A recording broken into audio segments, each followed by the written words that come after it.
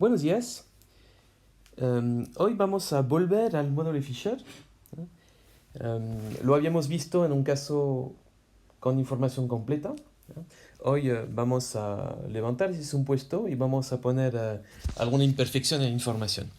En particular, vamos a considerar cómo cambia un poco el programa de maximización del agente cuando el agente no puede prever algunas cosas como el ingreso que cobraría en el segundo periodo, por ejemplo. ¿Okay? Entonces, lo vamos a hacer con el ingreso. En realidad, lo pueden hacer con la metodología que vamos a aplicar. Se puede hacer con muchas más variables. Por ejemplo, la tasa de interés podría ser. Pero bueno, lo vamos a hacer con el ingreso. ¿Okay? Entonces, acá tengo se me olvidó el max. Entonces, el modelo de Fisher original. Ups, esto es muy feo. Voy a poner max. Y tenemos que la gente tenía que elegir consumos y ahorro. Y tenía que satisfacer esas dos restricciones. ¿Se acuerdan? C1 y C2 consuman en ambos periodos. Beta, el factor descuento. Y 1 y 2, unos parámetros exógenos que son los ingresos de ambos periodos. S, el ahorro. Y R, la tasa de interés exógena. Y también un parámetro.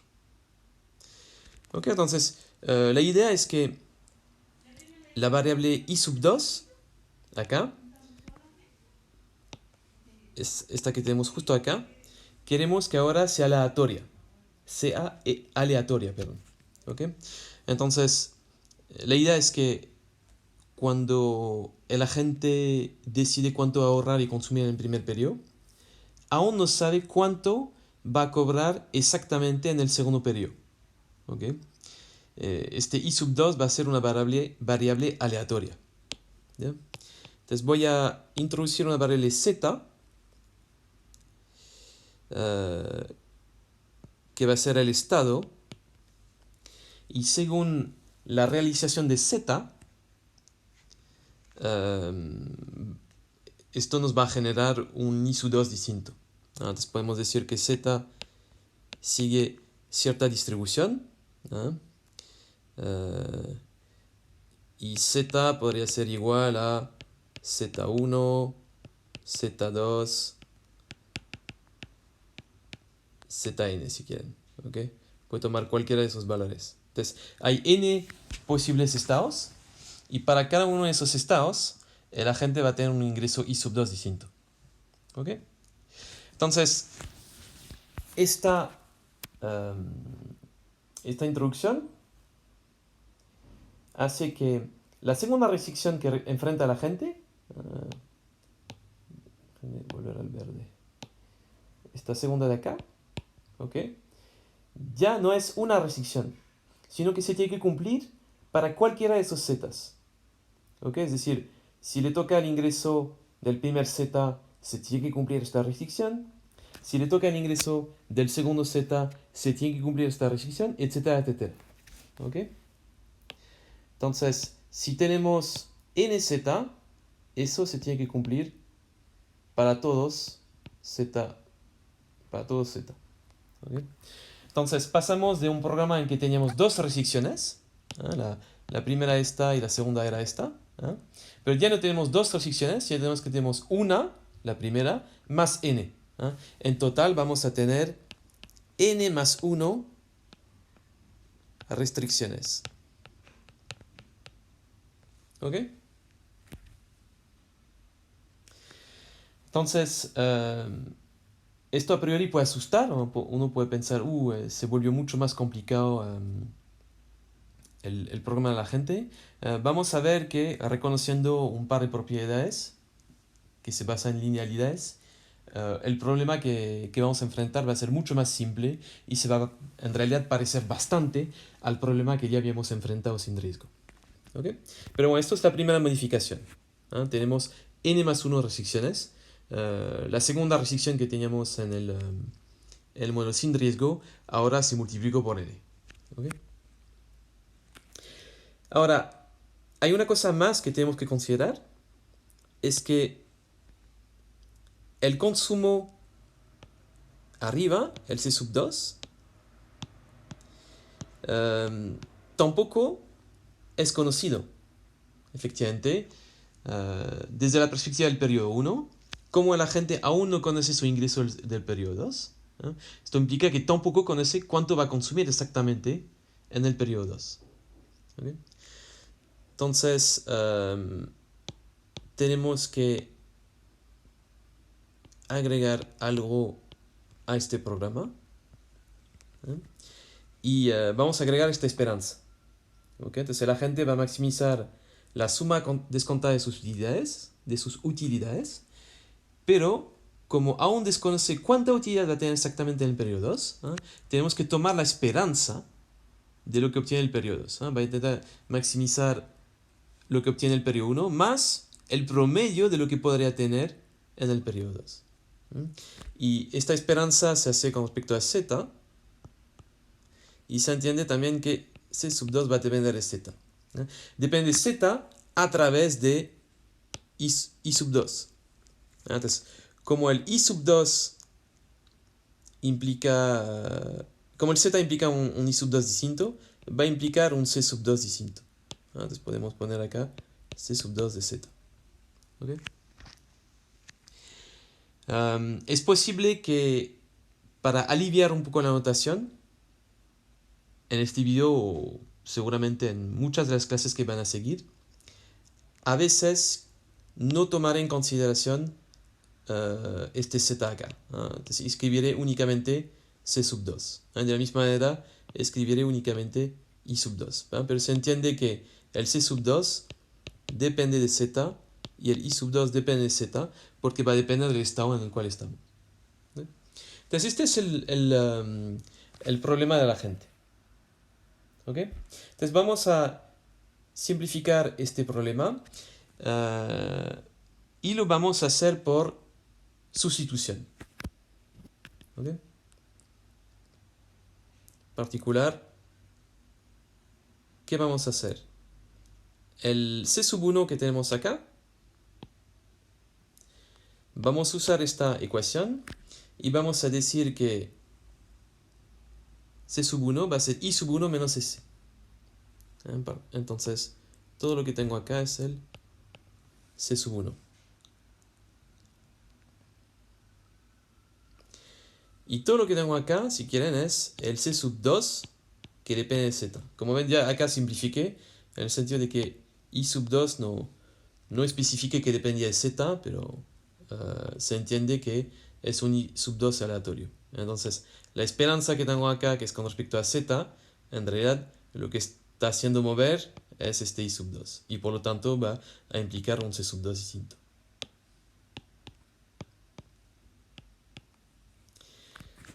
Ok, entonces, el agente va a maximizar esta suma descontada.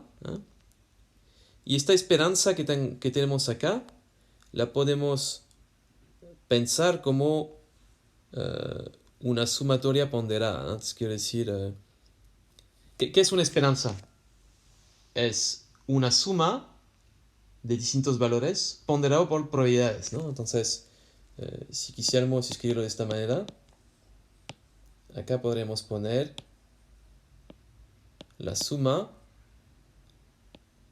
para z que va de z1 a z sub n. ¿Okay? De todo esto ponderado por la probabilidad de que me toque algunos z. Llamemos esas probabilidades mu de z. ¿Ok? Entonces, mu de z es la probabilidad de que me toque el z en particular. Y entonces, esto sería una manera de escribir esta esperanza.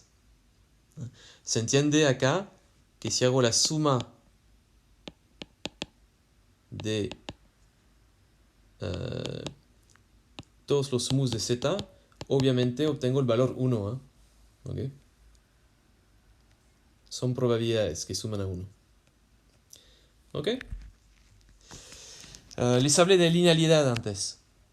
La esperanza que estamos introduciendo acá puede asustar, pero en realidad no debería. ¿Ya? Sé que algunos alumnos se asustan pensando, tengo que derivar una esperanza. La esperanza, esta E mayúscula que puede asustar. No se asusten, derivar esperanza es muy fácil. Efectivamente, ustedes saben derivar sumas. ¿Ah? Y saben que la derivada de una suma es la suma de las derivadas. Entonces, derivar una esperanza va a ser muy fácil. Como una esperanza es una suma ponderada, derivar una suma ponderada va a ser lo mismo que la suma ponderada de las derivadas. Por lo que la derivada de una esperanza muchas veces va a ser la esperanza de las derivadas. ¿Okay? Ok, vuelvo a la notación anterior. Voy a poner acá entonces la esperanza con respecto a z de todo esto. Y se entiende entonces que esa esperanza es una suma ponderada por las probabilidades. Y entonces, ¿qué tenemos que hacer acá? Simplemente vamos a derivar con respecto a S. ¿Okay? La derivada con respecto a S la escribí acá abajo. Como ven, tengo acá la derivada con respecto al primer término. Efectivamente, tengo U' de I1 menos S. Y tengo el menos acá por derivada en cadena. Este menos se debe a este menos de acá. Y después el segundo término, tengo más beta y es la derivada de la esperanza. Como les dije hace un segundo, la derivada de una esperanza es la esperanza de las derivadas. Entonces lo que estoy haciendo acá, la esperanza de las derivadas de arriba. Y las derivadas de arriba, ¿qué son? Son U' de I sub 2 más 1 más RS. Y agrego el 1 más R acá, que se debe a la derivada en cadena, que es por este término que tengo acá. ¿Ok? Y todo esto lo tengo que igualar a 0. Voy a poner el igual a 0 acá. ¿Okay? Fíjense otra vez, esto que tengo adentro es C sub 1 y todo esto, no todo esto, un poco menos. Y todo esto de acá es C sub 2. Por lo tanto, puedo escribir esas U' de lo que hay adentro como utilidades marginales del consumo. Voy a tener por un lado la utilidad marginal del consumo del periodo 1. Lo tengo acá con un símbolo más porque lo que hice es simplemente pasarlo al otro lado. Y entonces va a ser igual a beta 1 más R, la esperanza de la utilidad marginal en el segundo periodo. Okay, eso sería entonces la condición de primer orden que tenemos. Déjenme colocar esto un poco más abajo. ¿Ya? Y quedaríamos con esta condición de primer orden.